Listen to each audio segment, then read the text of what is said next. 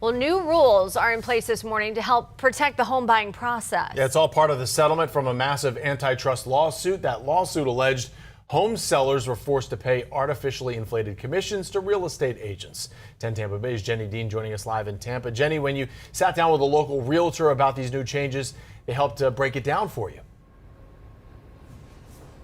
Yeah, good morning, Jameson and Caitlin. I mean, we talked for like an hour because let's just keep it real here. This stuff is pretty complicated, and anyone who's ever bought a house even before these new rules knows it's the longest, then the quickest, then the longest process ever, because you wait and wait and wait, then you find the perfect house. You got to hurry up and get it. So we know that it's a process already, but now add a bunch of paperwork onto it with these new rules that we never had to do before, and it's even more complicated. Now, in the past, the seller always had to pay the commission to the real estate agents, even the buyer's agent. But now, buyers will have to agree up front to pay their own agent, and they'll have to sign a contract saying that before they can even start to look at homes.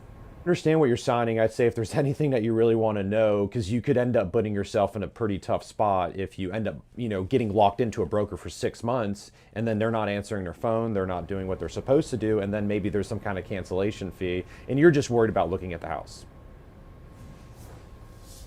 And Morgan tells me that he expects to see more real estate attorneys involved in just some of these basic transactions, just because people want to feel comfortable with what they're signing and what they're agreeing to before they put their name on the dotted line. Jameson? Yeah, Jenny, so buyers are not only looking to make what is likely the biggest purchase of their life, now they need to be prepared to come with even more money to pay the realtor, maybe?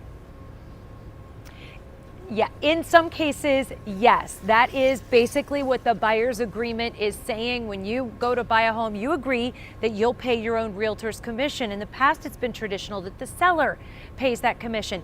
Now, they can still do that.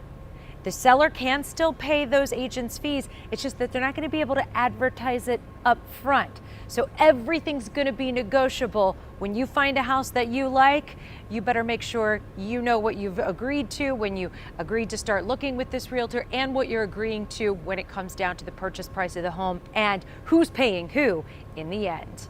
Live in Tampa, Jenny Dean, 10 Tampa Bay. All right, thanks, Jenny.